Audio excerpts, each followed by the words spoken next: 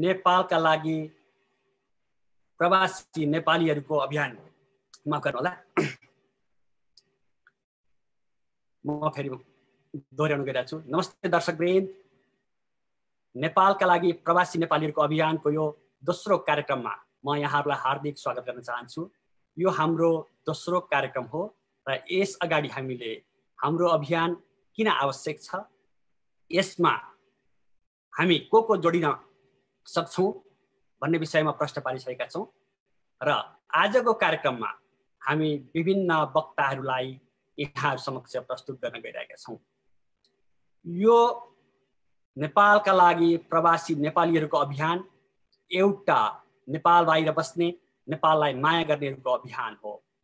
यो अभियानले नेपाल सरकारले अहिले नेपालको सीमाभित्र ल्याएका, नेपालको नक्सामा समेटेका कालापानी, लिपुलेक र लिम्पियाधुरालाई नेपालको वास्तविक जमिन कसरी बनाउने भन्ने विषयमा सहयोग गर्न भूमिका निर्वाह गर्नेछ।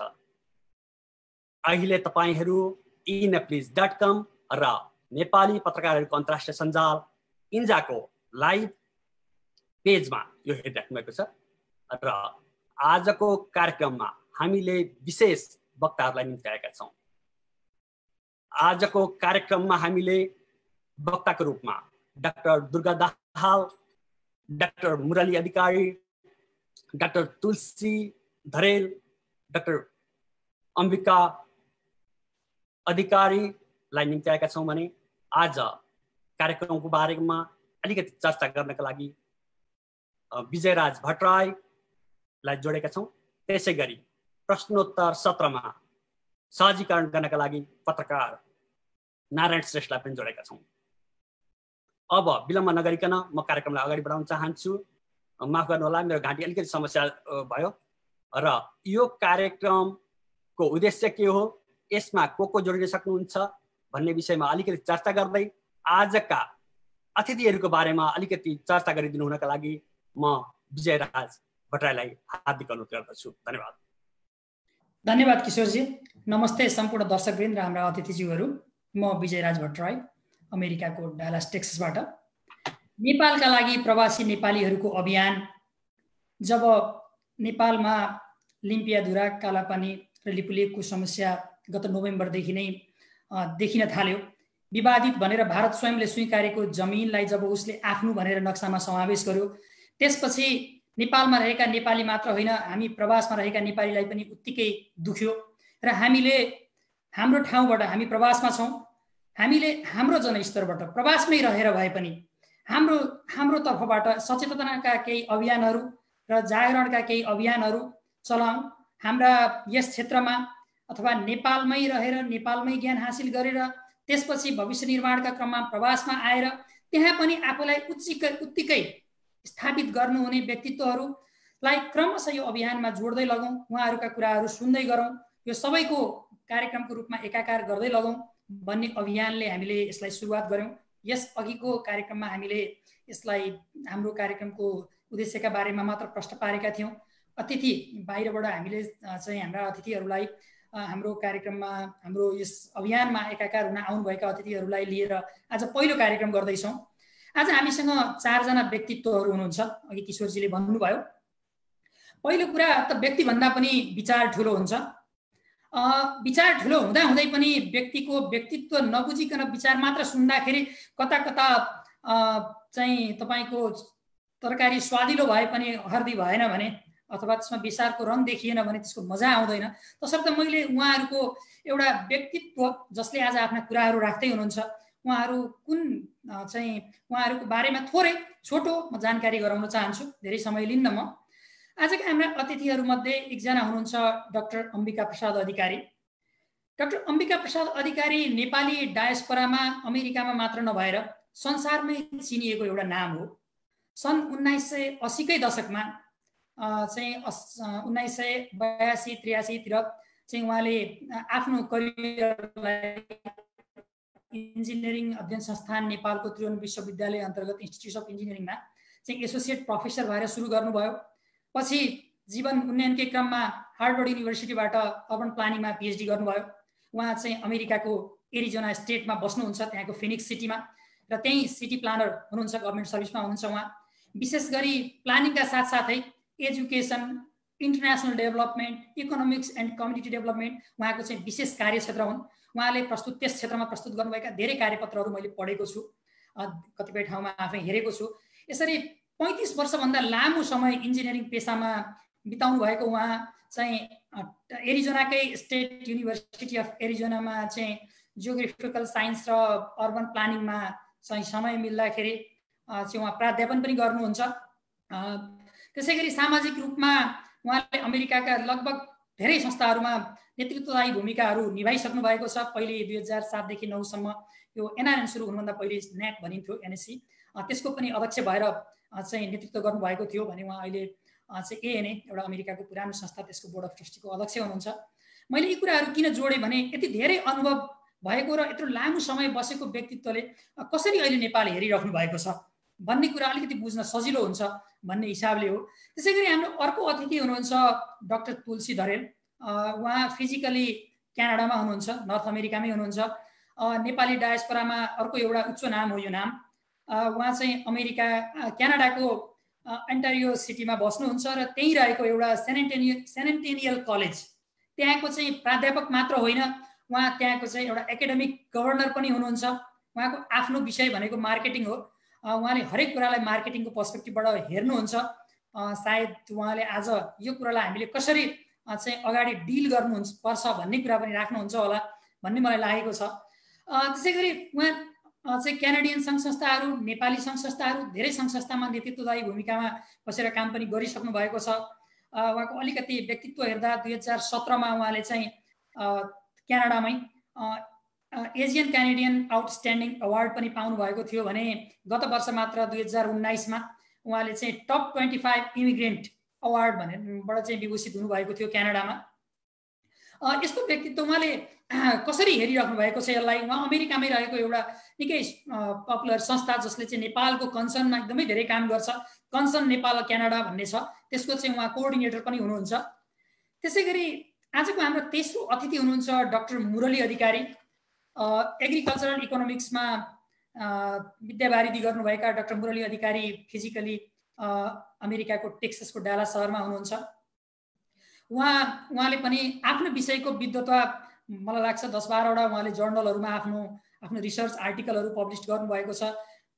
तपाईँको 40वटा भन्दा बढी विभिन्न चाहिँ सेमिनारहरूमा आफ्नो विषयको विद्वता अनुसारको प्रेजेन्टेसनहरू गरिसक्नु भएको छ। अझ उहाँको विशेषता भनेको त्योभन्दा धेरै माथि उठेर उहाँले नेपालमा चाहिँ 50जना भन्दा बढी बालबालिका, अनाथ बालबालिकाहरूलाई स्कुलको एजुकेसन दिइराख्नु भएको छ भने गत 4 वर्षमा उहाँले 40जना भन्दा बढी चाहिँ नेपाली युवाहरूलाई कलेजको एजुकेसनमा चाहिँ स्पोन्सर पनि गर्नुभएको छ। यो उहाँको एउटा प्यासनेट एरिया हो। मैले उहाँलाई नजिकबाट धेरै पहिलेदेखि चिन्छु, देख्छु। यसको अलावा उहाँको चाहिँ स्पिरिचुअलिटी पनि उहाँ अलिकति हिन्दू धर्म, बुद्ध धर्म, संस्कृति, हाम्रो राष्ट्रियताका कुराहरूमा एकदमै दखल राख्नुहुन्छ। र यो डालासमा चाहिँ तपाईँको नेपालीहरूले श्री पशुपतिनाथ र बुद्धको मन्दिर निर्माण गरेका छौँ, त्यसको चाहिँ उहाँ संस्थापक, संयोजक, अध्यक्ष पनि हुनुहुन्छ। उहाँकै नेतृत्वमा त्यसको निर्माण भएको हो। मैले यी कुराहरू किन जोडिरहेको छु भने यसरी एउटा ठुलो र लामो इतिहास बनाएका व्यक्तित्वहरूले अहिलेको घटनालाई कसरी हेरिराख्नु भएको छ। नेपाल सरकारले जुन यो भारतले नेपालको भूमिलाई आफ्नो भन्ने हिसाबले जुन अतिक्रमणको ढङ्गले अगाडि बढ्यो, यसलाई कसरी हेरिराख्नु भएको छ र उहाँहरूको यो लामो अनुभव र अध्ययनले कसरी अगाडि बढ्न सुझाव दिन्छ भन्ने कुरालाई नै हामीले राख्न खोजेको हो। त्यसै गरी हाम्रो अर्को अतिथि हुनुहुन्छ doctor Durga Dahal. अमेरिकाकै San Francisco निवासी, क्यालिफोर्निया सेन फ्रान्सिस्को निवासी डाक्टर दाहाल 2 दशकभन्दा बढी अङ्ग्रेजी विषयको प्राध्यापन पेसामा संलग्न हुनुभयो। उहाँको रुचि नै अध्ययन र लेखन हो। उहाँ धेरै लेखन गर्नुहुन्छ, लेखन गर्न अध्ययन गर्नुपर्छ। र उहाँको अर्को कुरा के छ भने उहाँले भोइस अफ एजिया भन्ने एउटा रेडियो प्रोग्राममा धेरै वर्ष नेपालको इतिहास र नेपालको भूगोल सम्बन्धी कार्यक्रम पनि चलाउनु भयो। र यो चाहिँ यिनी कुराहरूसँग जोडिएको चाहिँ आज हामी विशेष छलफल पनि गर्न लागिरहेका छौँ। तसर्थ उहाँ अर्को हिसाबले मानव अधिकारवादी र राजनीतिक चाहिँ विश्लेषक, चिन्तक पनि हुनुहुन्छ। यस्तो लामो इतिहास बोक्नुभएका उहाँ व्यक्तित्वहरूले यो घटनालाई कसरी हेरिराख्नु भएको छ, नेपाल सरकारलाई चाहिँ कसरी अगाडि बढ्दाखेरि अझ हामी चाहिँ यसलाई सफल रूपमा टुङ्ग्याउन सक्छौँ भन्ने उहाँहरूलाई लाग्छ। यिनै कुराहरूमा उहाँहरूसँग छलफल गरौँ भनेर आजको हाम्रो यो चाहिँ नेपालका लागि प्रवासी नेपालीहरूको अभियान अन्तर्गत हामी प्रवासबाट बोलिरहेका छौँ, प्रवासबाट जोडिरहेका छौँ।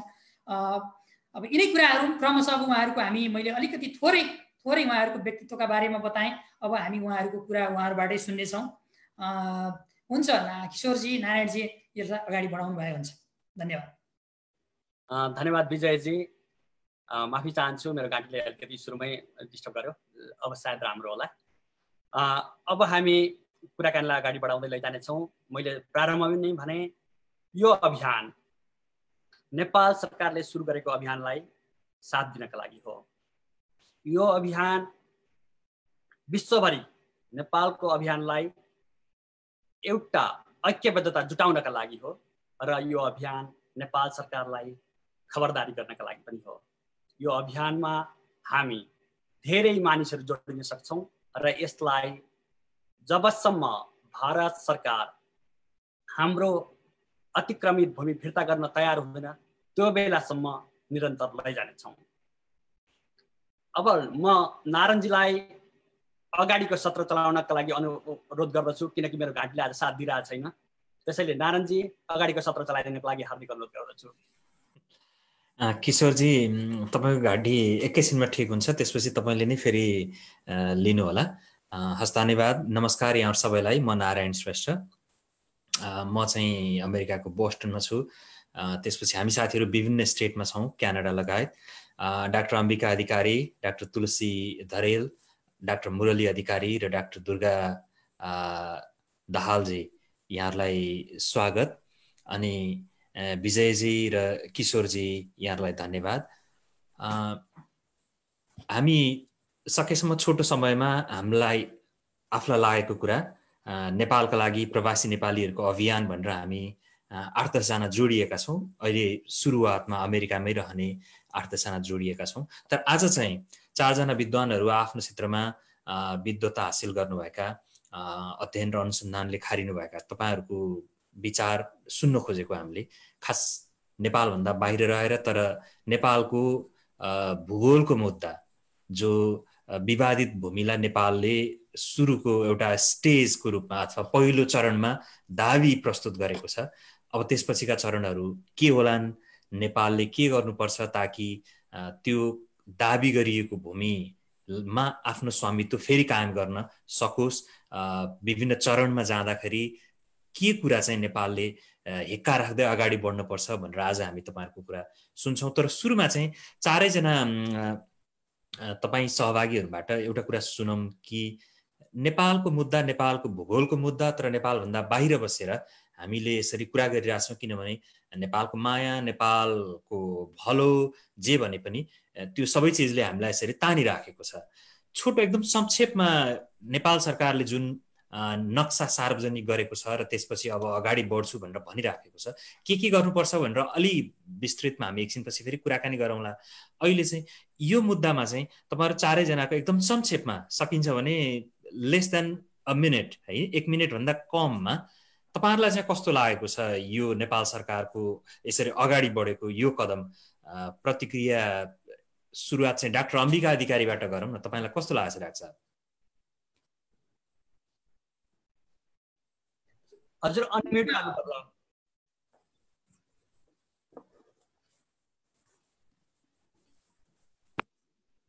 सरी, म फेरि दोहोऱ्याउँछु। नारायणजी नमस्कार, किशोरजी, विजयजी, तपाईँहरूले यो अर्गनाइज गरिदिनु भयो, धेरै खुसी लाग्यो। अब सुरुमै मैले एउटा डिस्क्लेमर के गर्नुपर्छ भने, अब हामी यहाँ धेरै बाहिर बसेको धेरै वर्ष भइसक्यो। म पनि नेपाललाई पर्मानेन्टली छोडेर आएको 20 वर्ष भयो। त्यसकारण कति कुराहरू हाम्रो इमोसन र सेन्टिमेन्ट नेपालसँग जोडिएको कुरा मात्रै हुन्। अब यो बााउन्ड्री भन्ने कुरा अलिकति टेक्निकल कुरा पनि छ। त्यो टेक्निकल कुराहरू, यसको धेरै फ्याक्टहरूमा हामीलाई धेरै, स्पेसली मलाई धेरै ज्ञान पनि छैन।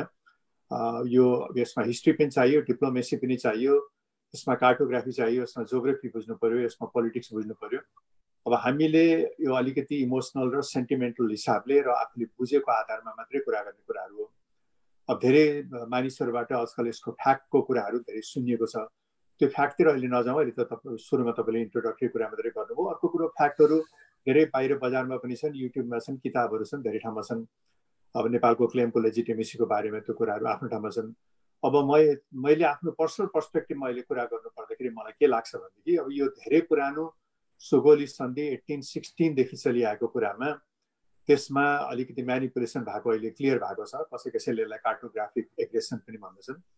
र यो डिस्प्युट कालापानी लगायतको डिस्प्युटहरू योभन्दा पहिलाका प्रधानमन्त्री मन्त्रीहरू हुँदा पञ्चायतको बेलामा पनि चलिरहेको कुरा थियो। लास्ट इयर 2019मा गभर्मेन्ट अफ इन्डियाले अफिसियली उनीहरूको एउटा पोलिटिकल म्याप निकाल्दाखेरि त्यो नोभेम्बर 2मा निकालिएको म्यापमा पोलिटिकल्ली उनीहरूले कालापानी र यो लिम्पियाधुरा लिपुलेक एरियाहरूलाई उनीहरूले गाँसेर देखायो। इन्फर्मल म्यापहरूमा पहिलेदेखि थियो के अरे डेस्पेरेट टेरिटोरिजहरू आफ्नो कन्ट्रीले आफूलाई साइनी टाइपको बोर्डर देखाउँछन्, अर्को कन्ट्रीले देखाउँदाखेरि डटेड लाइनमा डिस्प्युटेड भनेर देखाउने चलन छ। अब यो डिस्प्युट भइरहेको कुरामा अफिसियल इन्डियाको पोलिटिकल नक्सामा यो नेपालको जमिनहरू पनि इन्डियाको नक्सामा आइसकेपछि नेपाल गभर्मेन्टले यसलाई केही मात्रामा प्रत्युत्तर दिएर नेपाल गभर्मेन्टले पनि यसमा चाहिँ चाख राखेर कुराहरू पब्लिक बनायो। हामी बाहिर बसेको मान्छेहरूले पनि अलिकति आफूले बुझेको आधारमा कसैले स्टेटमेन्ट निकाल्यो, कसैले के गर्यो, त्यसमा डिस्कसन चलिरहेको थियो। अब नेपालले पनि अब इन्डियाले आफ्नो म्यापमा देखाइसकेपछि नेपालले पनि यसमा यसलाई आफ्नो म्यापमा राख्नुपर्छ भन्ने कुरा अगाडि बढेर अब अहिले यो संविधानमा चाहिँ नेपालको नक्सा तोकिएको हुन्छ, संविधानमा पनि संशोधन गरेर देखाउने भनिसकेपछि कुरा अलिकति चर्क्यो। न्युजमा पनि धेरै आयो र हामी बाहिर डायस्पोरामा पनि धेरै नेपालीहरू छौँ। मेरो अन्दाजमा करिब 7-8 लाख हामी डेभलप कन्ट्रीमा मोरलेस पर्मानेन्टली बसेको टाइप्समा छौँ। अब अरू सबै बाहिर बसेको माइग्रेन्टहरू सबै जोड्दाखेरि त 4-5 मिलियन हुन्छ, तर अब उनीहरू आउट गर्ने हुन्छन् र डायस्पोराको भोइस पनि यसमा इम्पोर्टेन्ट हुन आउँछ इन्डियासँगको नेगोसिएसनमा पनि। र नेपाल गभर्मेन्टको सपोर्टको लागि पनि डायस्पोराको भोइस चाहिँ इम्पोर्टेन्ट हुन्छ। र विशेष गरी अहिले डायस्पोराले पनि एउटा एनआरएन नागरिकता, गैर आवश्यक नागरिकता मागिरहेको, एक्चुअली मागेको त कन्टिन्युएसन अफ सिटिजनसिप हो भइरहेको हुनाले नेपालमा अब अलिकति अरू सिम्बोलिक रिलेसनसिप पनि बाहिर बसेको मान्छेहरूको ज्यादा छ। त्यसले गर्दाखेरि अहिले धेरै मानिसहरूलाई यसमा चाख छ।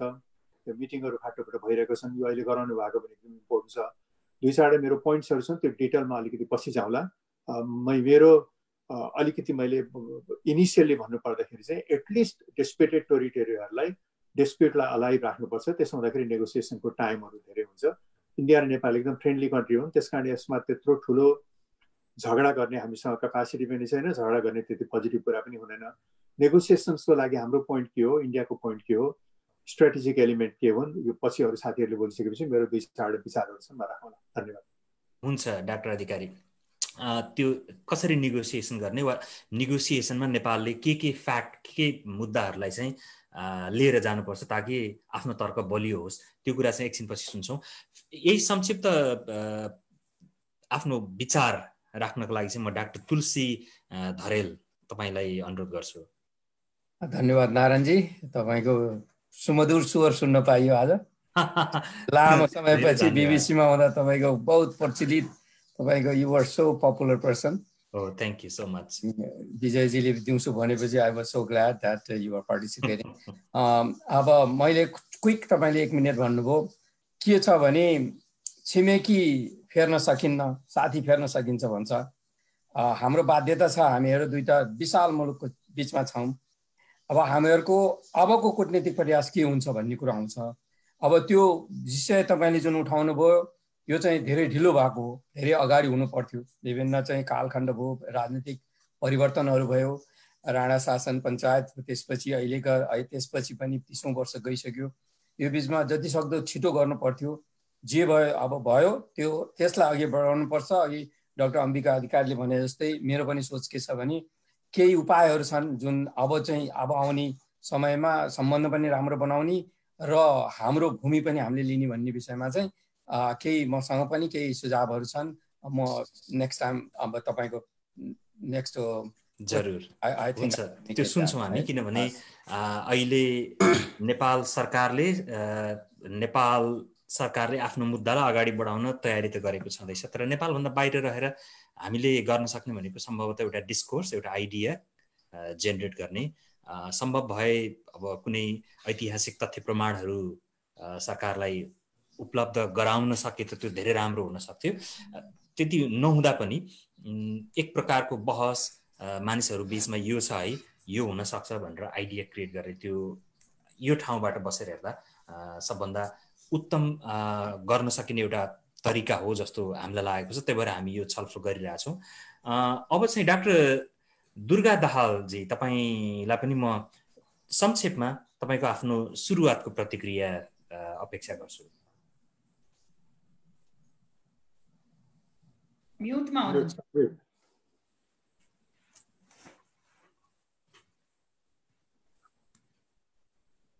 अहिले सुन्यो? अहिले सुनियो। ओके, धन्यवाद नारायणजी, तपाईँले यो कार्यक्रम चलाउनु भयो र विजयजी लगायत किशोरजी, तपाईँहरूले यो अत्यन्त रोचक र सान्दर्भिक कार्यक्रम एउटाको सुरुवात गर्नुभएको छ। यो धेरै स्वागत योग्य र अनुकरणीय छ।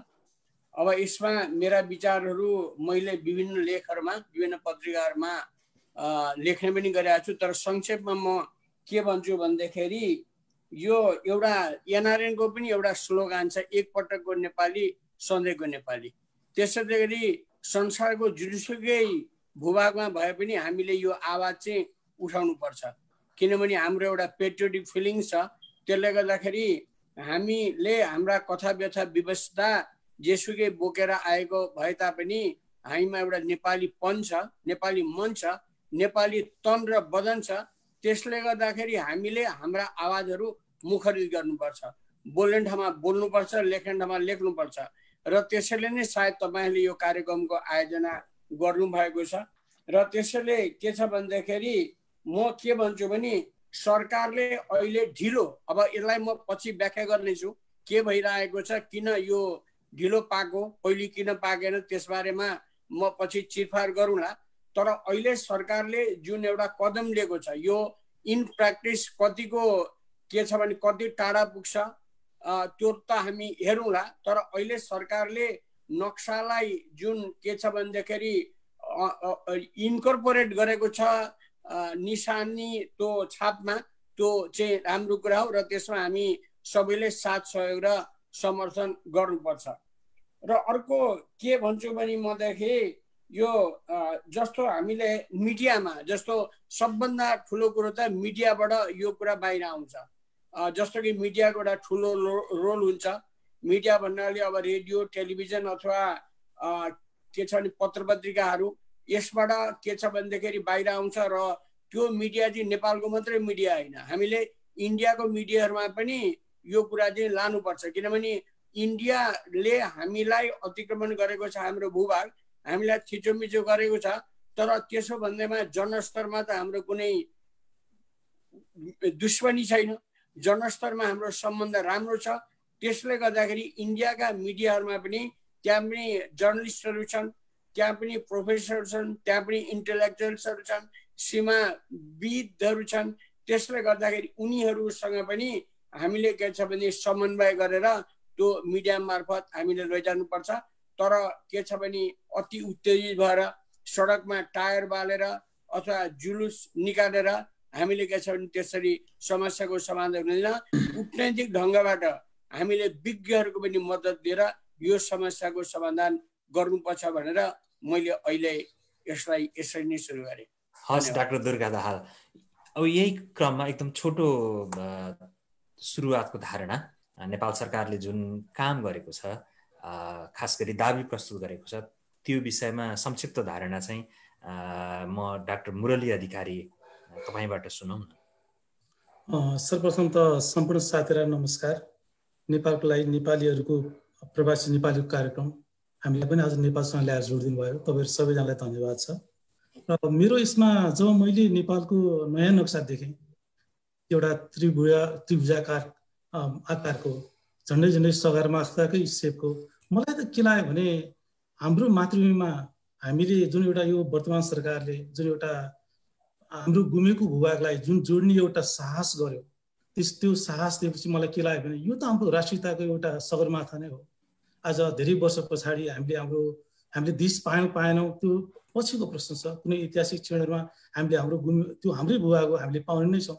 तर यो क्षण यो सरकारले सम्पूर्ण भयहरूका बन्धनहरूलाई तोडेर राष्ट्रियताको पक्षमा आफ्नो पुर्खाहरूले नै रगत र पुस्ताले अर्जेको भूमिलाई जुन ल्याएर जोड्ने एउटा नक्सामा जोडेर एउटा औपचारिक रूप दिने काम गर्यो र यसले यो हाम्रो लागि एउटा एकदम ऐतिहासिक क्षण हो र कुनै पनि देशको इतिहासमा यस्ता क्षणहरू एकदमै बिरलै आउँछन् र आज नेपालले सत्यको पछिमा आफ्नो कुराहरू हामीले सत्य र तथ्यको आधारमा राख्न कहिले पनि कुनै योभन्दा अगाडि हामी भए विभिन्न कारणवश हामी झुकेर पनि बसेका थियौँ। त्यो सम्पूर्ण घेरालाई तोडेर राष्ट्रियताको पछिमा, देशको पछिमा, राष्ट्रिय स्वाभिमानको पछिमा जुन एउटा निर्णय लिएको छ यसमा हामी सबैको पूर्ण स्वागत, पूर्ण समर्थन रहन्छ नै। नेपाली भएको नाताले हामी यसलाई समर्थन गर्छौँ र यस्तो ऐतिहासिक क्षण, ऐतिहासिक काम गरी सरकारलाई हामी धन्यवाद पनि दिन चाहन्छौँ र यसमा मेरा पनि आफ्नै 2-4वटा बुँदा मैले यहाँ बुँदाको रूपमा टिपेर ल्याएको छु। तैपनि म यति भन्न चाहन्छु कि जुन आज नेपाल सरकारको जुन एउटा यो कार्यले आज सम्पूर्ण नेपालीहरूको राष्ट्रिय स्वाभिमानलाई हाम्रो एउटा सगरमाथाको रूप दिएको छ, यसको लागि चाहिँ म एकदम स्यालुट गर्न चाहन्छु, नमन नै गर्न चाहन्छु। हस्, धेरै धन्यवाद। यसो गरौँ, हामी 4 जना छौँ होइन, समयको हिसाबले पनि एकदम सकेसम्म प्रिसाइज भन्न मन लागेको कुरा टक्क भन्दाखेरि सबैभन्दा राम्रो हुन्छ होला, किनभने 4 जना 5-5 मिनट भाग लाउँदा पनि 20 मिनट हुन्छ, यताउता गर्दा 30 मिनट हुन्छ, धेरै समय लाग्न सक्छ। तर यहाँनिर चाहिँ जस्तो नेपालले आफ्नो दाबी प्रस्तुत गरेको छ त्यो भूमि मेरो हो भनेर, भारतले आफ्नो नक्सामा पहिले सार्वजनिक गरिसकेको छ, भारतको पनि फेरि आफ्नै दाबी छ भनेपछि विवादित जमिन जुन देशको हो त्यो देशले फिर्ता पाउने निश्चित प्रक्रिया र चरणहरू अवश्य हुन्छन् नै। ती सबै प्रक्रिया र चरण नेपालले पनि पार गर्नुपर्छ।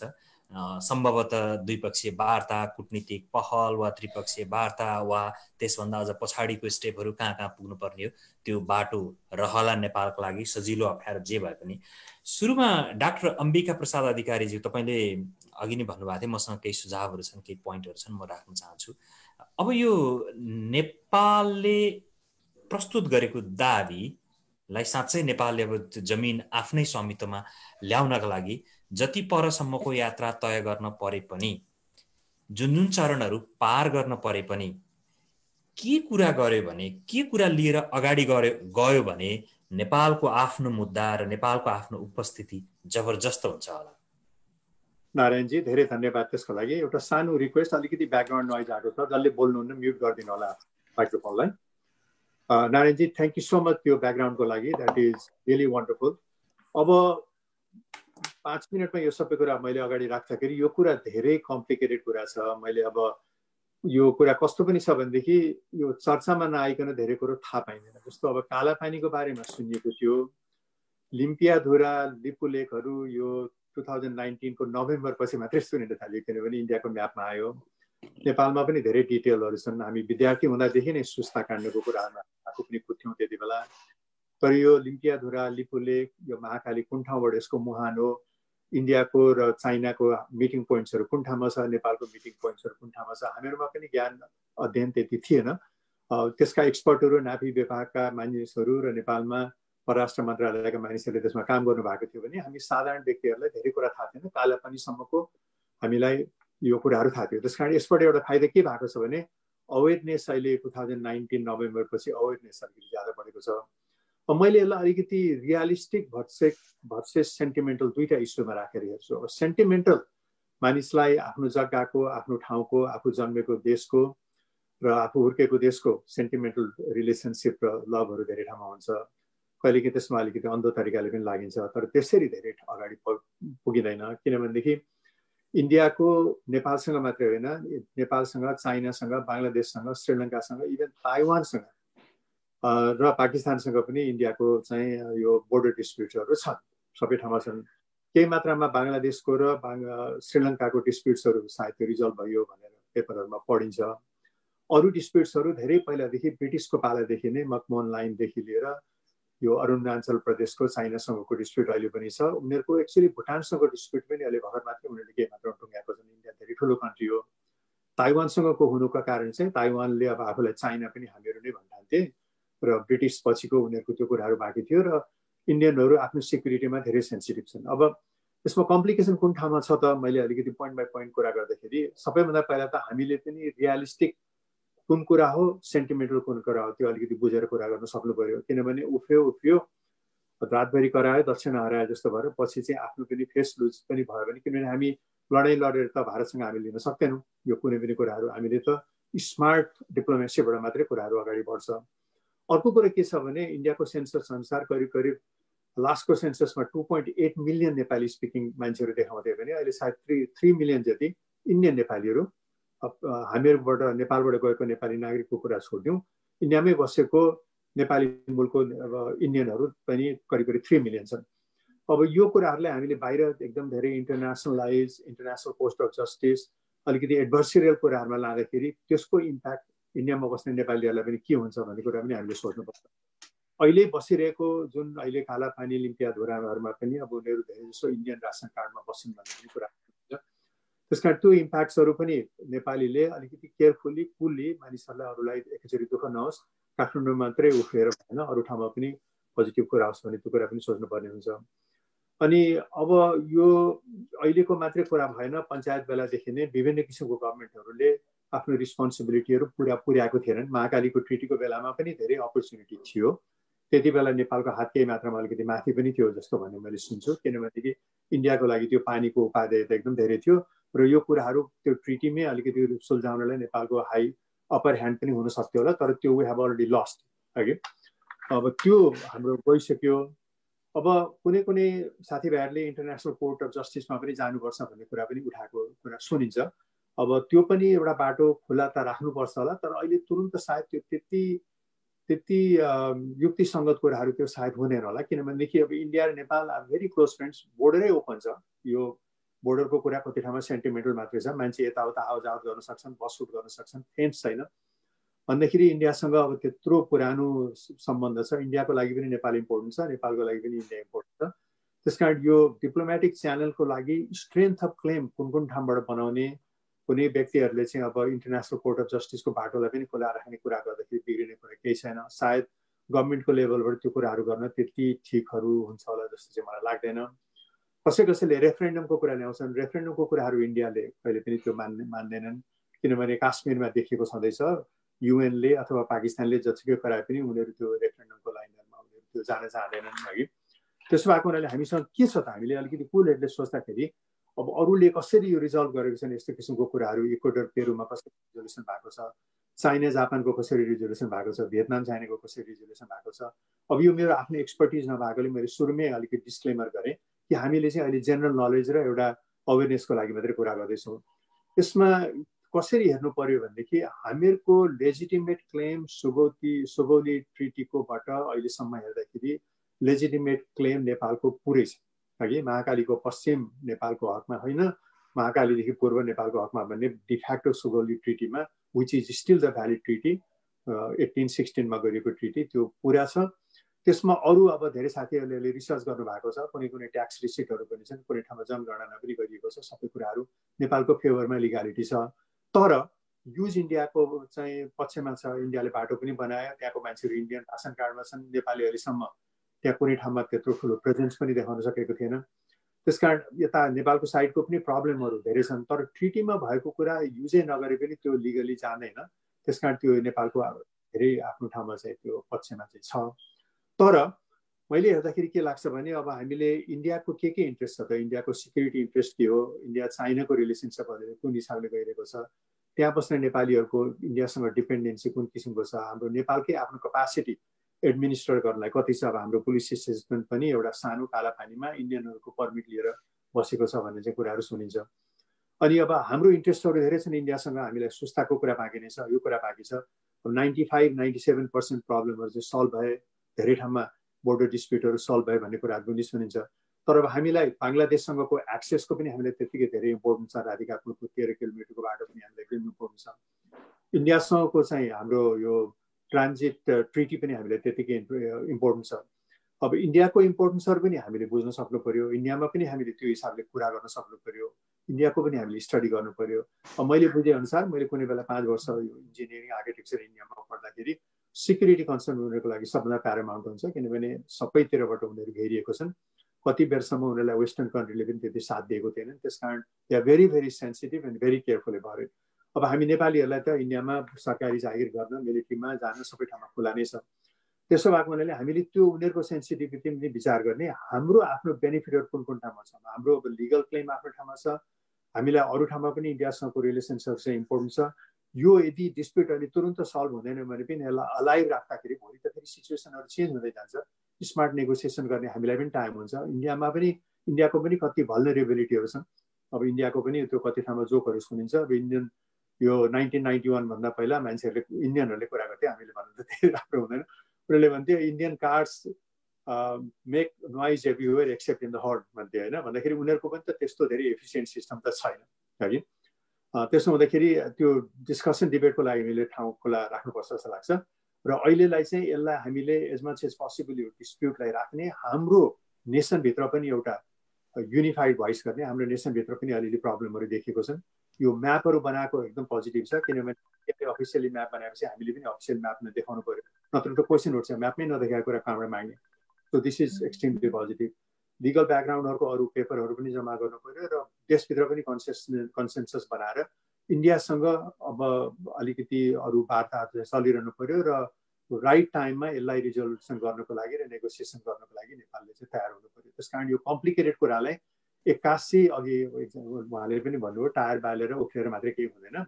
यसलाई कुल हेडले र डिप्लोमेटिकली सानो country has to be very smart. हामीसँग अप्सन्सहरू एकदम कम छन्। त्यसो हुँदाखेरि त्यो हिसाबले अगाडि बढ्नुपर्छ भन्ने अहिलेको फेजमा मैले त्यही कुरा राखेँ। धन्यवाद। डाक्टर अधिकारी, तपाईँले भन्नुभएको कुरा जुन भारतसँगको संवेदनशील सम्बन्धलाई ख्याल गर्नुपर्छ यो मुद्दा सल्टाउँदा भन्ने आशय प्रश्न बुझिन्छ। दुईटा कुरा मलाई एकदम छोटोमा तपाईँको दुईटा कुरामा प्रतिक्रिया बुझ्न मन लागेको। एउटा, भारतमा बढ्दै गरेको नेपाली मूलको जनसङ्ख्यालाई के हुन सक्छ अथवा उनीहरूको पर्सपेक्टिभबाट पनि अलिकति हेर्नुपर्छ है भन्ने सवाल। यदि यो मुद्दा अलिकति तितो हुन गयो भने भारतमा रहने नेपाली मूलका भारतीयहरूलाई अप्ठ्यारो पर्न सक्छ, एउटा प्रश्न। अर्को प्रश्न चाहिँ नेपालले त्यो भूमि दाबी गरिसकेर लिइसकेपछि पनि वा लिँदाखेरि सम्भवतः नेपालको लागि चाहिँ चाहिएको भनेको समुद्री नाकासम्मको सबभन्दा सहज र छोटो सजिलो एक्सेस हो, त्यहाँनिर ट्रेड अफ गर्न पनि मिल्छ कि भन्ने आशय हो। यो हो दुईटा प्रश्न। त्यो सबै कुराहरू ओपन राख्नुपर्छ जस्तो लाग्छ मलाई, किनभनेदेखि इन्डियामा एथनिक भाइलेन्सहरू बिचमा भइरहन्छन्। अहिले पनि त्यो देखिरहेको छ। नेपालीहरूलाई पनि आसामदेखि लिएर कति ठाउँमा बिचमा प्रब्लमहरू आउँछन्, अरू नै हिसाबले पनि प्रब्लम आउँछन्। तर नेपाल इन्डियाको नेसन टु नेसन कन्फ्रन्टेसन जस्तो देखियो भनेदेखि त्यो प्रब्लम तपाईँहरूलाई थाहा याद छ, त्यो ऋतिक रोशनको बेलामा उसले के बोलिदियो भनेर हाम्रै नेपाली तराईको मान्छेहरूलाई पनि कति काठमाडौँमा चाहिँ हातपात गरिएको पनि भेरी स्याड सिचुएसन पनि भएको थियो, ट्रेजिक सिचुएसन हो कि। कहिलेकाहीँ मानिसहरू एकदमै एक्साइटेड हुन्छन्। अब हाम्रो नेपाली मूलका इन्डियनहरू हुनु, उनीहरू इन्डियाको रिस्पोन्सिबिलिटी हो, तर उनीहरू नेपाली मूलका मान्छे हुन्। कहिलेकाहीँ उनीहरूले प्रब्लम हुँदाखेरि नेपालतर्फ पनि हेर्छन्। त्यो सेन्सिटिभिटी पनि हामीले डेफिनेटली हेर्नुपर्छ। त्यसै गरी इन्डियन मूलका अथवा हाम्रा नेपालीहरू नेपालमा पनि छन्। हाम्रो मोरलेस ओपन बोर्डर भएकोले मिक्स सिचुएसन छ। त्यस कारण अरू एनिमी कन्ट्री होइन हामी। कति ठाउँमा यो बोर्डर डिस्प्युटहरू वार पर्दाखेरि जस्तो चाइना र इन्डियाको 62% धेरै ठाउँमा प्रब्लमहरू आयो है। हामीहरूको त्यसरी प्रब्लमहरू आएको छैन। पहिला वार भएपछि ट्रिटी भयो 1918-16 त्यो कुरा नर्मल अरू ठाउँमा हुने टाइपको ट्रिटी भयो। त्यसपछिको सबै कुराहरू फ्रेन्डली नेसनका डिस्कसन मात्रै छन्। त्यसकारण हामीले धेरै उत्तेजित हुनुभन्दा त्यो फ्रेन्डलिनेसलाई एउटा त्यो हेर्नु पर्यो। अर्को चाहिँ नेपालले अलिकति ग्यामट अफ रिलेसनसिपमा भोलि नेगोसिएसनमा हाम्रो जग्गा हामीहरूको लेजिटिमेट कन्सर्न भएको कुराहरू तिमीहरूसँग नेगोसिएसन गर्दाखेरि हाम्रा इस्युजहरू तिमीहरूसँग लिने दिने धेरै कुराहरू छन्, टेबलमा कुराहरू राखेर वार्तालाप गरौँ भन्ने किसिमको लागि पनि ओपनिङ राख्नु पर्यो जस्तो मलाई लाग्छ। हस्, धेरै धन्यवाद डाक्टर अम्बिका अधिकारी। डाक्टर तुलसी दरेल, तपाईँबाट नि प्रतिक्रिया सुनौँ न।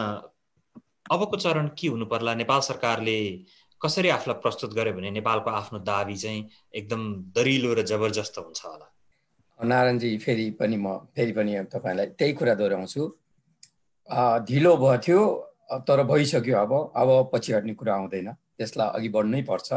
तर बढ्ने कुरो अब बाहुबलले होइन बुद्धिबलले जानु पर्यो। किनभने डाक्टर अम्बिका अधिकारीले पनि भनिसक्नुभयो हामीहरूले बाहुबलबाट सम्भव छैन र त्यो कहीँ पनि त्यसले सफलता पाउँदैन नै। हामी बुद्धिबल भनेको एउटा पोलिटिकल लिडर्सहरूमा एउटा राष्ट्रियता राष्ट्रवाद बढी हुनु पर्यो पार्टी हितभन्दा, अब सरकार चलाउनुभन्दा। त्यस कारणले सम्पूर्ण पोलिटिकल लिडर्सहरूको सबभन्दा ठुलो दायित्व के हुन्छ भने एकदम राम्ररी यसलाई होमवर्क गरेर अब डायलगमा जानु पर्यो। र मैले चाहिँ एउटा बिजनेस इन्टरनेसनल मार्केटिङको एउटा विद्यार्थीको हैसियतले मैले त के भन्छु भने इन्डियाले त्यहाँ रोड बनायो, विकास गर्यो है, त्यो हाम्रो ल्यान्ड हो पनि अब त्यहाँ चाहिँ तपाईको सुएज नहर र पानामा नहरमा जसरी चाहिँ एउटा लिजमा चाहिँ चलाउन दिएको थियो त्यसरी लिजमा चलाउन सक्ने सम्भावना पनि देखिन्छ है, किनभने नेगोसिएसन त्यहाँनिर देखिन्छ। किनभने अब रोड भत्काउने बाटो भत्काउने कुरो आएन, त्यो जाने ठाउँ चाहिँ कैलाश मानसरोवर भनिएको छ। अब त्यो ठाउँमा तीर्थयात्रीहरू जाने, विशेष गरेर हिन्दू धर्मावलम्बीहरू जाने, हिन्दुस्तानीहरू बढी जान्थे, अब तिनीहरूको लागि बाटो बनाए पनि त्यो ल्यान्ड भएर जान्छन् भने त्यो ल्यान्ड बापत रोयल्टी तिर्नु पर्यो, सर्टेन इयरलाई चाहिँ लिजमा दिन सकिन्छ। ती चाहिँ तपसिलका प्र्याक्टिसमा आएका कुराहरू हुन्, इन्टरनेसनली त्यसरी चलेको हो। तपाईँको पानामा नहर पनि वर्षौँ चाहिँ अमेरिकाले चलायो, अहिले पानामालाई जिम्मा लायो, त्यसरी जान सक्छ है। त्यो गर्दाखेरि अब विकास पनि हुन्छ, अब लड्नु पनि परेन, आफ्नो ओनरसिप पनि प्राप्त भयो। मलाई लाग्छ अब नेगोसिएसनको फाँट चाहिँ कहाँनिर आउँछ भन्दा अब स्लोली दुइटै चाहिँ टेबलमा बसेर यस्तो शर्तमा चाहिँ अगाडि बढेको खण्डमा मलाई लाग्छ यसले चाहिँ एउटा रिलेसनसिप पनि मेन्टेन हुन्छ र ओनरसिप पनि मेन्टेन हुन्छ र सर्टेन एमाउन्ट अफ द रोयल्टिज पनि गभर्मेन्टले पाउँछ। मलाई त्यही नै लाग्छ। नारायणजी, नारायणजी, धेरै दर्शकहरूले एउटा प्रश्न गरिराख्नु भएको छ र म त प्रश्नलाई बिचमा इन्ट्री गर्न चाहे। यो अवस्थामा प्रवासमा रहेका नेपालीहरूको भूमिका कस्तो हुनुपर्छ सोधिदिनु न भनेर धेरै सोध्नु भएको छ। यो विषयलाई पनि अगाडि बढाउन कि नारायणजी अगाडि बढाउनुहोस्। किशोरजी, तपाईँले त्यो प्रश्न जसले हामीलाई हाम्रो यो गफ सुनिरहनु भएको छ, हेर्नु भएको छ, उहाँहरूले राख्नु भएको प्रश्न, डाक्टर तुलसी दरेल तपाईँबाट पनि प्रतिक्रिया लिइहालौँ न त्यो प्रश्नको। यो सबभन्दा ठुलो अघि डाक्टर अम्बिका अधिकारीले भन्ने अनुसार डायस्पोराहरूको नि एउटा ठुलो रोल हुन्छ। हेर्नुहोस्, मैले त के भन्ने गर्छु भने शिर सगरमाथा बुद्ध छाती लिएर हिँडेमा हुँदैन कहिले बिरानो परदेश भूमि छोड्दैमा है, आफ्नो स्वदेश छोड्दैमा तपाईँ त्यो त्यस कारणले तपाईँ जननी जन्मभूमि स्वर्गादपि गरिएपछि हाम्रो रोल छ। करिब 3-4 मिलियन चाहिँ नेपालीहरू विदेशमा बसेको छ, पर्मानेन्टली अलमोस्ट लाइक 1 मिलियन चाहिँ डायस्पोराहरू विभिन्न आफ्नो क्षेत्रमा चाहिँ एउटा राम्रो उच्च एउटा पेसा अँगालेर बसेको छ। तिनीहरूको भोइस पनि ठुलो स्ट्रङ भोइस हुन्छ। तिनीहरूले अब के गर्नुपर्छ भने आफ्नो क्षेत्रबाट गभर्मेन्टलाई पनि प्रेसर दिनु पर्यो, गभर्मेन्टलाई सुझाव दिनु पर्यो र आफ्नो यो बुलन्दी भोइसलाई चाहिँ कन्टिन्यू गर्नु पर्यो ताकि इन्टरनेसनली पनि यो डिस्प्युट छ र यसमा ओनरसिप एउटा नेपालको हो भन्ने कुरोमा जानकारी दिइराख्नु पर्यो। त्यसमा तपाईँ हामी चुप लागेको खण्डमा तपाईँ हामीले चाहिँ एउटा त्यसमा अलिकति नेग्लेक्टिभ कमेन्ट गरेको खण्डमा त्यसले ठुलो असर पार्छ। किनभने अहिले तपाईँले जुन यो लाइभ गरिरहनु भएको छ यसमा पनि कोही मान्छेहरू सुनिरहेको छन्, यतिखेर मेरो बोलीले एउटा सानो झुक्ने मात्र कुरा गरेको खण्डमा सायद म पनि एउटा चाहिँ त्यतिखेर चाहिँ एउटा तिरस्कृत हुन सक्ने सम्भावना छ। त्यस कारण हाम्रो रोल के हुन्छ भने एज ए डायस्पोरा त्यसमाथि नै अलिकति आफूलाई चाहिँ मयौँ भनेर चाहिँ एउटा राम्रो प्रतिष्ठा कमाइसकेको व्यक्ति हो भने हाम्रो दायित्व पनि जति त्यहाँको सरकारको, जति त्यहाँका चाहिँ त्यहाँ बसेका बासिन्दाहरूको, नेपालमा बसेका हाम्रा चाहिँ दाजुभाइ दिदीबहिनीहरूको छ त्योभन्दा बढी आई थिङ्क हाम्रो पनि रोल हुन्छ। नारायणजी, धेरै धन्यवाद। हो, तपाईँको कुरा मलाई चित्त बुझ्यो। डाक्टर मुरली अधिकारी, तपाईँको प्रतिक्रिया सुन्नु। अब के गर्न पर्छ होला नेपाल सरकारले अबको चरणमा आफ्नो दाबी प्रस्तुत गरिसकेपछि अबको चरणमा आफ्नो मुद्दालाई, फेरि पनि त्यही शब्द दोहोऱ्याए, जबरजस्त आफ्नो मुद्दालाई अगाडि बढाउन के चाहिँ गर्नुपर्छ होला, अथवा के चरणहरू हुन सक्छन्, कुन स्टेप हुँदै अगाडि बढ्न पर्छ होला? म्युटमा हुनुहुन्छ तपाईँ मुरली अधिकारी, तपाईँ म्युटमा हुनुहुन्छ, प्लिज अनम्युट। नारायणजी, यो अब हामीले चाहिँ नेपालको नेक्स्ट स्टेप के हुनुपर्छ र नेपालले अब कसरी पाइला अगाडि बढ्नुपर्छ, इन्डियासँग कसरी नेगोसिएसन गर्नुपर्छ भन्ने कुरामा केही साथीहरूले हामीहरू इमोसनल हुनु हुँदैन, हामीहरू उत्तेजित हुनु हुँदैन भन्ने पनि मैले पाएँ।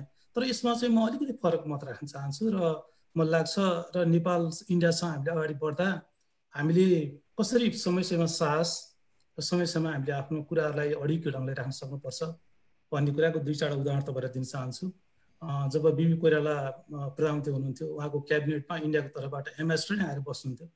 अनि बिपीले त्यो कुरा बुझ्नुभयो कि एउटा शुद्ध राष्ट्रको क्याबिनेटमा कुनै एउटा देशको एम्बेसडर आएर बसिरहेको छ र उहाँले हटाइदिनु।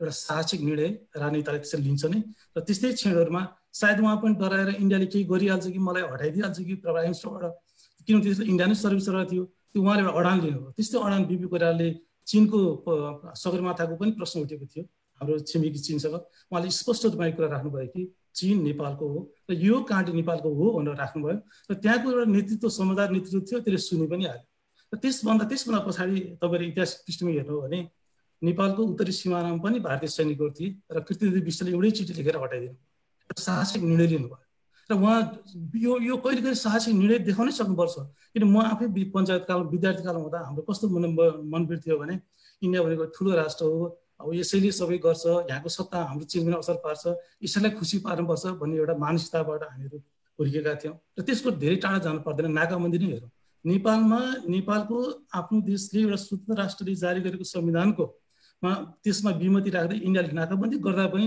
हामी भयले डरले एउटा हामीहरू एउटा चाहिँ सत्यको पक्षमा बोल्न नसकेर नाकाबन्दीको पनि विरोध गर्न सकेनौँ हामीहरू र जो नाकाबन्दीको विरोध गरे तिनीहरू नै सही ठहरे नि त त्यसै नै हामीलाई अर्को एउटा पक्ष खुल्यो नि त तर जब हामी नेगोसिएसन भन्छौँ हामी आफ्नो कुरालाई स्पष्ट पनि राख्न सक्दैनौँ हामी डराएर भएर मालिक र नोकर जस्तो गरेर तपाईँले दिए हुन्छ भन्ने त्यस्तो मेन्टालिटीबाट कुनै पनि नेगोसिएसन हुँदैन यो कुरा तपाईँले बिबीकै उसमा पढ्नुहोस् बिबी किन नेपाल आउनुभयो भने उहाँलाई इन्दिरा गान्धीले भन्नुभयो कि तपाईँ चाहिँ यो 8 किलोमिटरको पेरिफेरीभन्दा बाहिर नहिँड्नुहोस् भनेपछि उहाँले यो इन्डियामा बस्नुभन्दा बरु म नेपालै बस्छु भन्ने साहसिक निर्णय देखाउनुपर्छ साथीहरू साहसिक निर्णय नदेखाइकन हामीले आफ्नो कुरा जस्तै हाम्रो भूमिका के हुन्छ हामी अमेरिकामा बस्ने नेपालीहरू क्यानाडा बस्ने नेपालीहरू यहाँका सिनेटर कङ्ग्रेसम्यानहरूलाई बोलाएर आफ्नो कुरा राखिदिन सक्छौँ हाम्रो एनआरको कोड लिस्टमा हामीले यहाँका सबै सिनेटरहरूलाई कङ्ग्रेसम्यानहरूलाई टेक्समा हामी नै गर्न सक्छौँ कि यहाँका सबै सिनेटरहरू जो हुन्छ कङ्ग्रेसम्यानहरू हुन्छ हाम्रो इस्यु यो हाम्रो म्याप यो हाम्रो एजेन्डा भनेर इन्टरनेसनल फोरममा हामीले यो कुरा डेफिनेटली राख्न सक्छौँ अमेरिकामा डेफिनेटली एउटा बहसमा ल्याउन सकिन्छ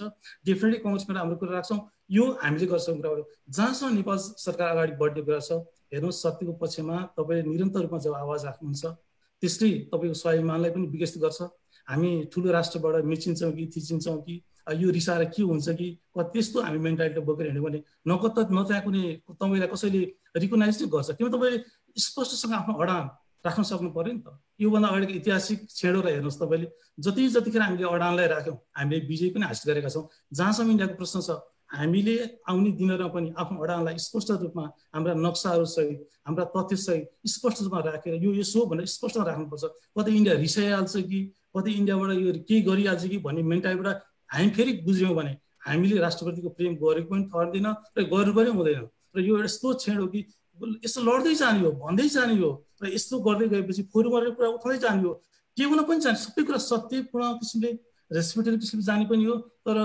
हामी अब इन्डिया एकदम ठुलो छ एकदम विकसित छ हामीलाई केही हुन्छ कि भन्ने म त्यसको चाहिँ विपक्षमा छु र ऐतिहासिक तथ्यहरूले पनि त्यसलाई समर्थन गर्दैन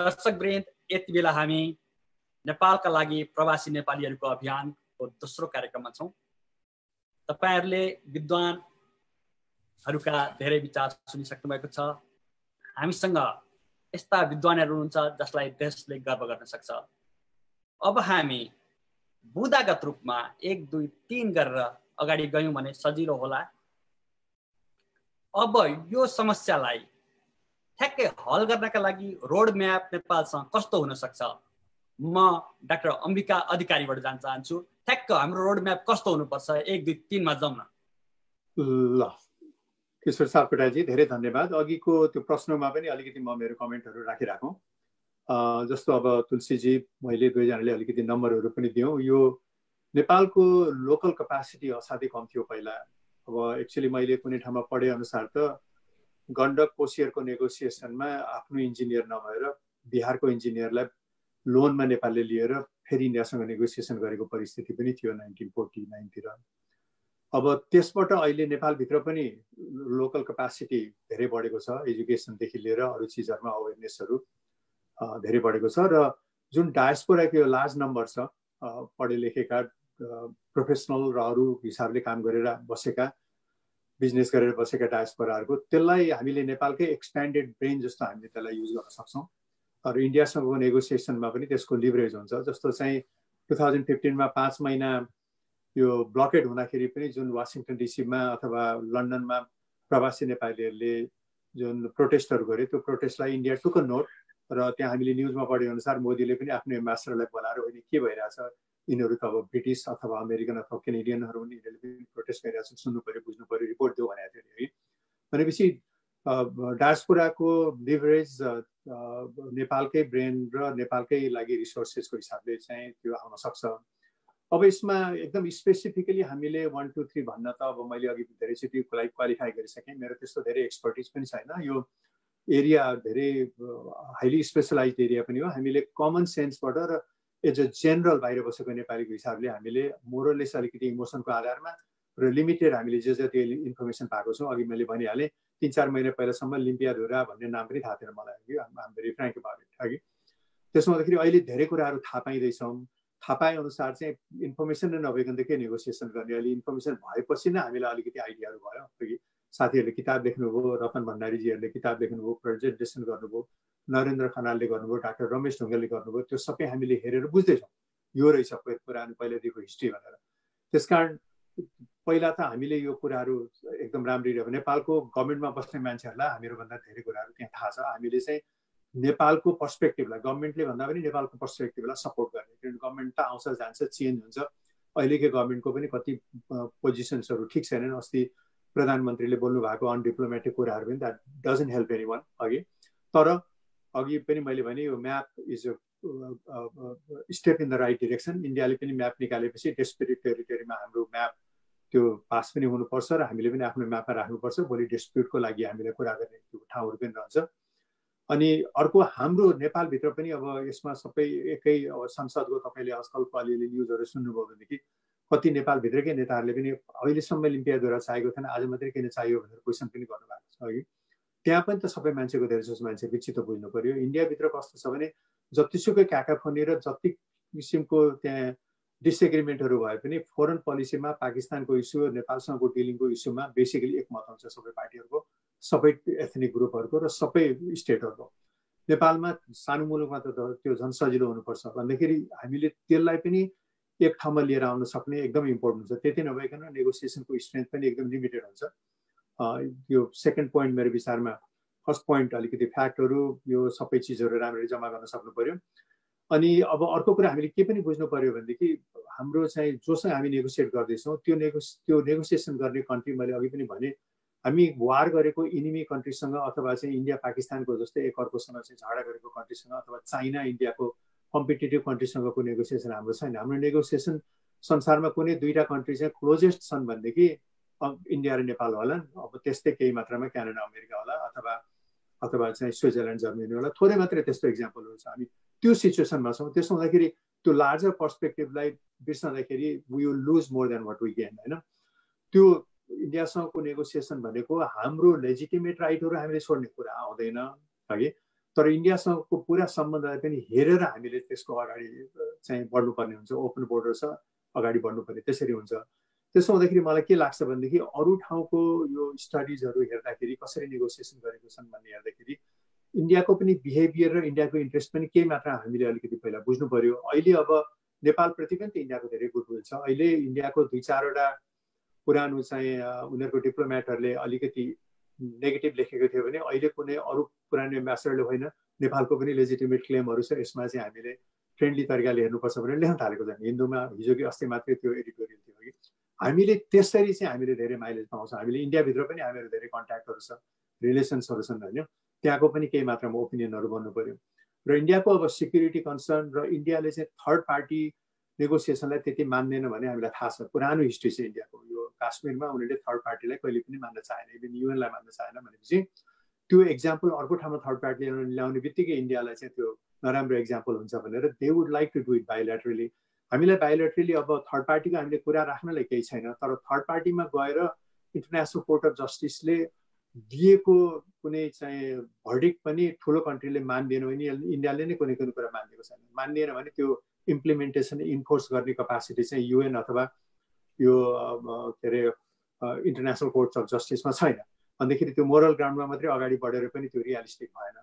त्यसो हुँदाखेरि अब नम्बर 1 यसलाई हामीले हाम्रो जुन यो सही केस छ सबै हिसाबले देखाउँछौँ हाम्रो नेपालको लेजिटिमेट ल्यान्ड हो, त्यसको लागि जे जति सकिन्छ डकुमेन्टेसन हुनु पर्यो।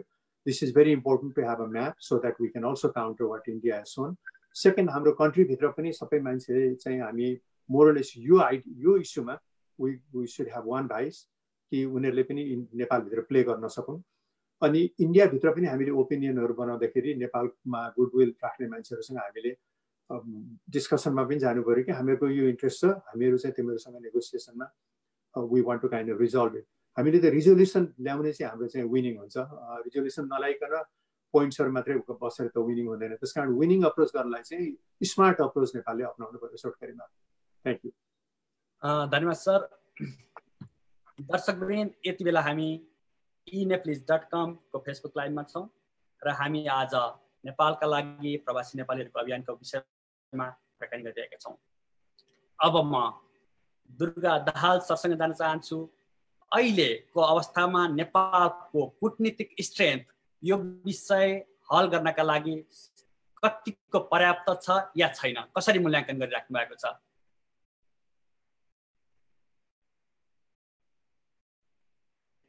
सर अनम्युट गर्नुपर्छ पहिला। धन्यवाद किशोरजी। यो एउटा संवेदनशील विषय हो र यसलाई हामीले बुद्धिमत्तापूर्वक हल गर्नुपर्छ। पहिलो कुरो त यो विषयलाई हामीले माइक्रो एन्ड म्याक्रो लेभलमा हेर्नुपर्छ। माइक्रो लेभल भनेको हाम्रो छिमेकीलाई हेर्नु, एउटा साहुले कसरी कमजोर छिमेकीलाई हेप्छ, उसले अलिकति दिए जस्तो पनि गर्छ तर उसले हेपिरहेको हुन्छ होइन। त्यस्तै एउटा के छ भनेदेखि उतिखेर नेपाल बलशाली थियो, शक्तिशाली थियो, तर क्रमशः हाम्रो नेतृत्वविहीन कमजोर हुँदै गएकाले र हाम्रो भेस्टेड इन्ट्रेस्ट त्यहाँ हाबी भएकाले इन्डिया चाहिँ के छ भनेदेखि हामीभन्दा अहिले धेरै माथि छ। शक्तिको हिसाबले, सामरिक महत्त्वको हिसाबले विविध दृष्टिकोणबाट भारत चाहिँ धेरै माथि छ र त्यसले गर्दाखेरि भारतले बेला बेलामा आएर दिए जस्तो पनि गरेको छ। तर वास्तवमा हामीले उसको इन्टेन्सन हेर्नु पर्यो। इन्टेन्सन खराब छ भारतको, किनभने भारतले अहिलेसम्म नेपालले के छ भनेदेखि जुन संविधान जारी गर्यो त्यसमा पनि उसले समर्थन दिएको छैन र नेपालको राष्ट्रिय भावनासँग सम्बद्ध कुनै पनि विषयमा उसको साथ सहयोग र समर्थन छैन। अत भारतले नेपाललाई एउटा प्रान्तको रूपमा हेरिरहेको छ भन्ने कुरालाई हामीले राम्रो किसिमले बुझ्नुपर्छ, नम्बर 1। नम्बर 2, हाम्रो नेतृत्वले के छ भने हाम्रो नेतृत्व वर्गमा, म कसैको नाम लिन चाहन्न, तर के छ भने हाम्रो नेतृत्व वर्गमा अध्ययन, अनुशीलन र अनुशासनको कमी छ। जहिले पनि पेटी इन्ट्रेस्ट, सानो सानो लोभ र लालचले गर्दाखेरि भारतीय जुन प्रशासन छ त्योसँग हाम्रा नेताहरू झुकेका छन्, किनभने उनीहरूलाई के छ भने हाम्रो सीमासम्म थाहा छैन। यद्यपि अहिले प्रधानमन्त्रीले हाम्रो नक्सालाई उहाँले ल्याउनु भयो तर अस्तिसम्म उहाँले हाम्रो सात सिमाना पनि थाहा छैन भनेर भन्नुभएकै हो। लिम्पियादिउरा लिपुले कहाँ छ पनि मलाई थाहा छैन भनेर भन्नुभएको। त्यसले गर्दाखेरि हाम्रो नेताहरूले हाम्रो सीमा साथ कहाँसम्म हो भन्ने कालको जियोग्राफी, हाम्रो हिस्ट्रीलाई हाम्रो पाठ्यक्रममा समावेश गर्नुपर्छ। किनभने हामी नेपाली हौँ भने त हाम्रो नेपाल प्रतिको मोह जगाउनको लागि त जनतामा त त्यो नलेज हुनु पर्यो, पहिलो त नेता हुनु पर्यो। त्यसपछि एउटा राष्ट्र भन्नाले त्यतिकै एउटा सरकार मात्रै बुझिँदैन, त्यसको सार्वभौम सत्ता, त्यसको जनता, त्यसको भूगोल र त्यसको सिमाना, सात सिमाना नै बुझिन्छ। त्यसले गर्दाखेरि तुरुन्तै के गर्नु पर्यो भने सरकारले त्यो क्षेत्रहरूमा हाम्रो चाहिँ सैन्य बलको टुकुरीहरू लगेर राख्नु पर्यो। किनभने action speaks louder than words. ठिक छ, आयो नक्सामा, तर अब नक्सा मात्रै आयो त हुँदैन, त्यो त हाम्रो के छ भने कार्यमा त्यो आउनु पर्यो। त्यसले गर्दा जति पनि हाम्रो के छ भनेदेखि अप्पर लेभलका मिटिङहरू हुन्छन् भारतसँग, त्यसमा जाने मानिसहरू पोलिटिकल फिगर मात्रै भएर हुँदैन, त्यो सचिव स्तरको मात्रै भएर हुँदैन। युनिभर्सिटीका प्रोफेसर्सहरू, त्यो विषयका ज्ञाताहरू जो इन्डिपेन्डेन्ट छन् तिनीहरूलाई पनि लिएर जानुपर्छ र उनीहरूसँग के छ भने भारतीय प्रशासनको कुरा हुनुपर्छ। र भारतीय प्रशासनले के पनि गर्छ भने जहिले पनि उसले के वार्तामा आउँदैन, किन यसलाई टाल मटोल गरेर कसरी हुन्छ लिङ्गरिङ गर्न चाहन्छ। उतिखेर एउटा स्मरण रहोस् कि यो कुरा चाहिँ उतिखेर के छ भने तपाईँको उतिखेर इस्ट इन्डिया कम्पनी ब्रिटिसले तपाईँको 1827 मा त्यतिखेरै भनेको थियो कि यो जुन क्षेत्र हो यो चाहिँ नेपालको हो भनेको थियो। त्यतिखेर उतिखेरको नक्सामा बुद्धिनारायण श्रेष्ठ जो सीमाविद हुनुहुन्छ उहाँले यसका यथेष्ट प्रमाणहरू उहाँले के छ भने जुटाउनु भएको छ। तर पछि उनले के विचार गर्यो भने होइन, तिब्बतसँग लड्नको निम्ति अथवा तिब्बतसँग सम्पर्क विस्तारित गर्नको लागि यो भूमि हाम्रो लागि उपयुक्त हुने रहेछ भनेर फेरि तपाईँको के गर्यो भने तपाईँको के छ भने 1860 मा उसले यो फिर्ता लिएको छ। यो कुरा बुझ्नु जरुरी छ। महेन्द्रले त्यो कुरा बेचेको भन्ने कुरा आइरहेको छ, त्यो सरासर गलत हो। यदि महेन्द्रले कहिले पनि बेच्दैन, राजालाई एउटा देशको भयङ्कर ठुलो ममता हुन्छ। यदि राजाले के छ भने भारतसँग उतेरेको सम्बन्ध राम्रो भएको हुनाले र भारतीय प्रशासनले चाइना जुन साइनो इन्डिया वार भन्छ अथवा चाइना इन्डियन कन्फ्लिक्ट भन्छ, त्यतिखेर चाहिँ के छ भन्दाखेरि हामीलाई चाहिँ त्यो भूमि चाहिँ टेम्पोररी प्रयोग गर्न देऊ भन्नको लागि अनि त्यो अनुरोध गरेको हुनाले महेन्द्रले त्यतिखेर त्यो दिएका थिए। सबै सैन्य बलहरू फिर्ता गयो, तर कालापानीको त्यो सैन्य बल फिर्ता गएन।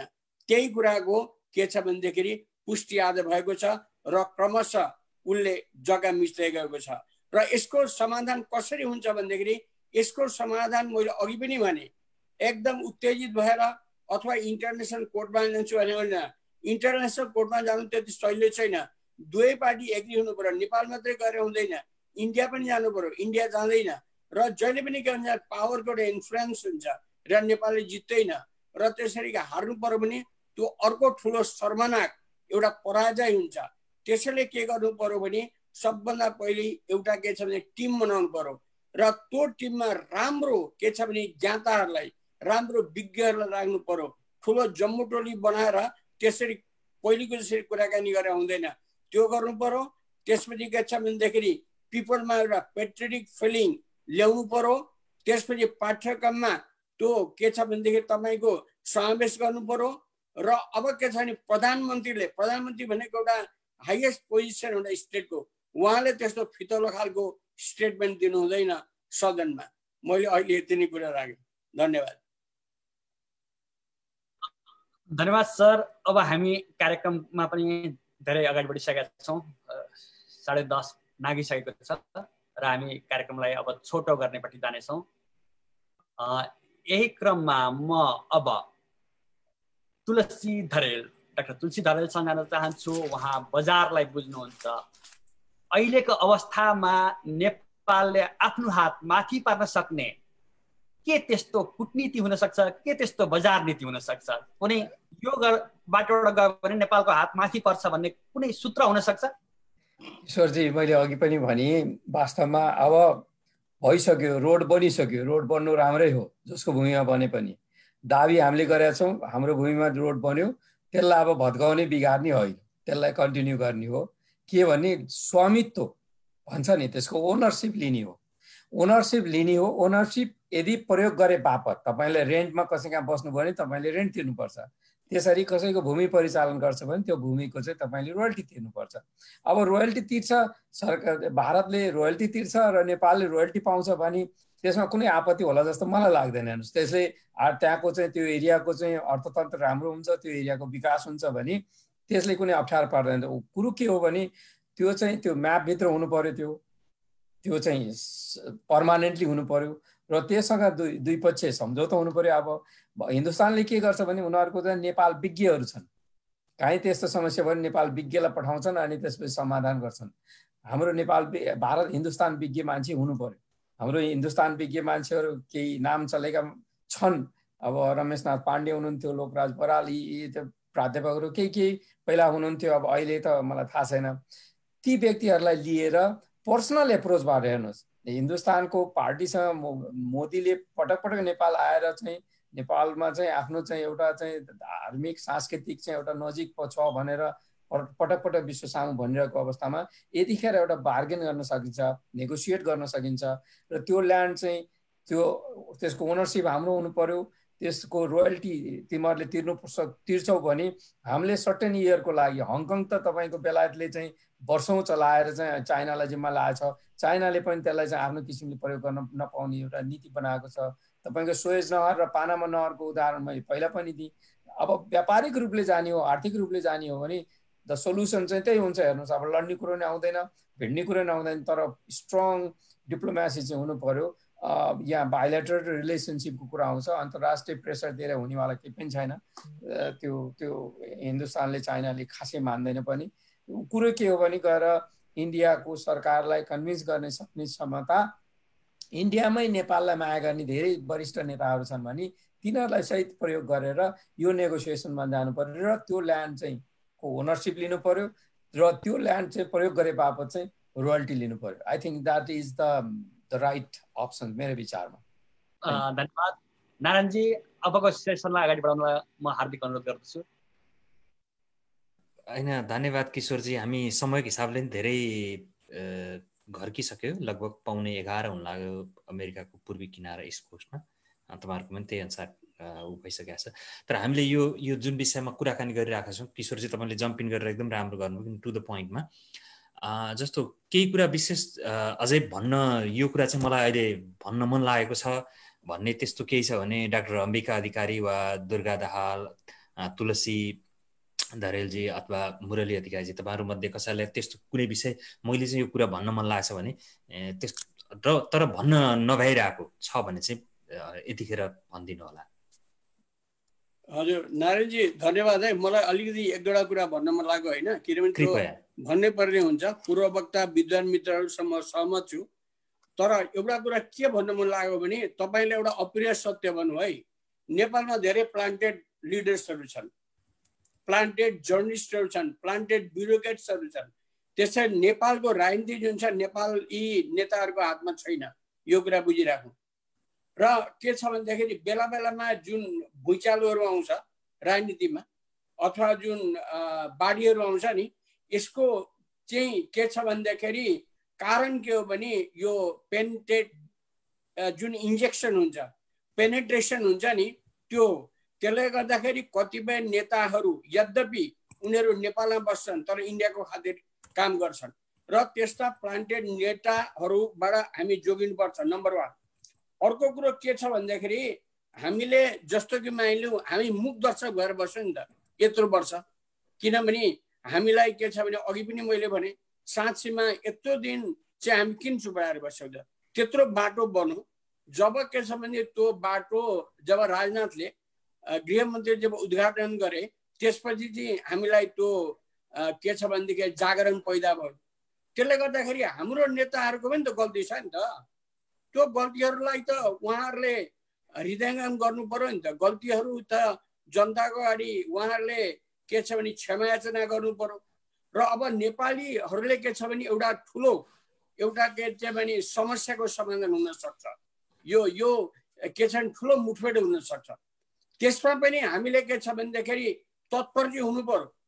त्यसो हुँदाखेरि दुःख पाउँछौँ हामीले। तर ठुलो एउटा कृषि एउटा क्रान्ति हुन्छ, औद्योगिकरण हुन्छ, सञ्चारमा र तपाईँको हाइड्रो पावरमा ठुलो विकास हुन्छ र पुनर्जागरणको युग सुरु हुन्छ। र त्यसैले गर्दाखेरि अहिलेको नेताहरूबाट मैले व्यक्तिगत रूपमा मैले केही पनि एक्सपेक्टेसन मेरो छैन, किन अहिलेका नेताहरू सब यी के छ भनेदेखि नेपाली के छ भने राष्ट्र र नेपाली जनताको पक्षमा काम गर्ने मान्छे होइनन्, यिनीहरू आउटडेटेड भइसके।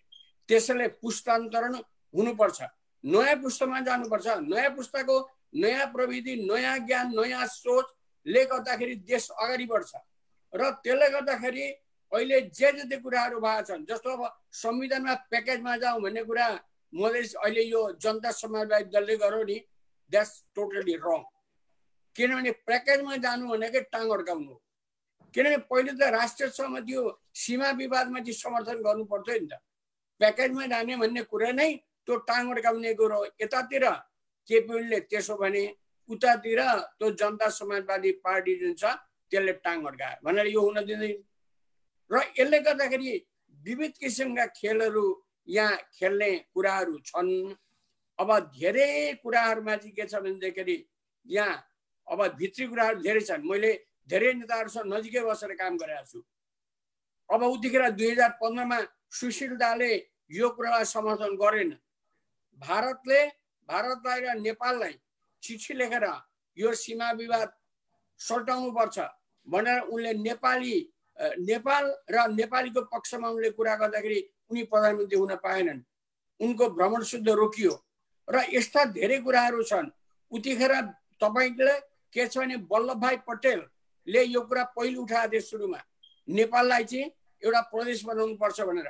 त्यसपछि नेहरू डक्ट्रिन आयो, त्यसपछि इन्दिरा गान्धीले के छ भन्दाखेरि बिपीलाई चाहिँ के छ भने अब यो गर्नु पर्यो, ल्यान्डो दर्जेको रोल प्ले गर्नु पर्यो भन्दाखेरि बिपी चाहिँ अत्यन्त मर्माहत भएर, अत्यन्त दुखित भएर उनी 2033 सालमा मेलमिलापको नीति लिएर स्वदेश फर्किए।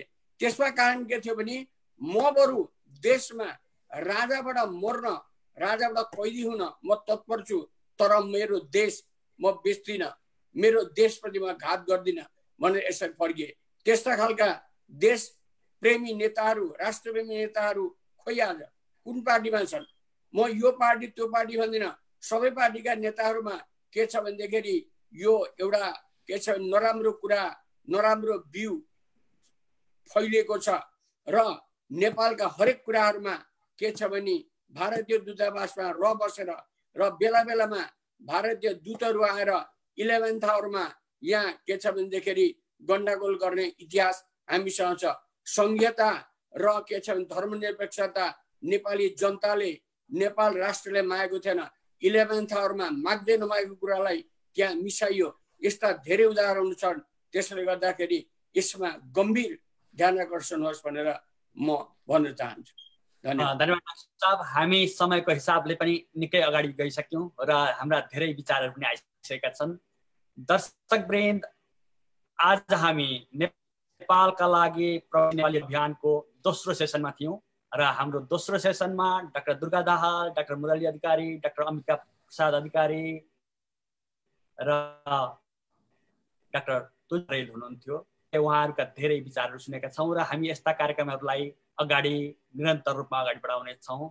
हामी यो प्रतिबद्धता व्यक्त गर्छौँ जबसम्म नेपालको भूमि, कालापानी, लिपुलेक र लिम्पियाधुरा नेपालको औपचारिक रूपमा, नेपाली भूमिको रूपमा जबसम्म फिर्ता हुँदैनन्, त्यो बेलासम्म हामी प्रवासमा बस्ने नेपालीहरूले यस्ता अभियानहरूलाई अगाडि बढाउनेछौँ।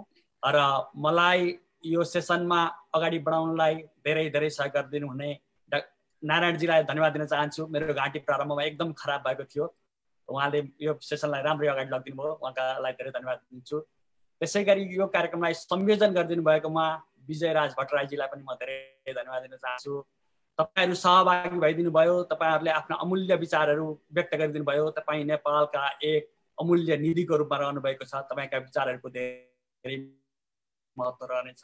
हामी तपाईँहरूसँग जोडिनेछौँ र दर्शकहरूले हामीलाई eNeplease.com र नेपाली पत्रकारहरूको अन्तर्राष्ट्रिय सञ्जाल इन्जाको फेसबुक लाइभमा हेरिदिनु भयो। म सम्पूर्ण दर्शक र सम्पूर्ण सहभागीहरूलाई हार्दिक धन्यवाद दिँदै आजको कार्यक्रमलाई यहीँ अन्त्य गर्न चाहन्छु। धन्यवाद।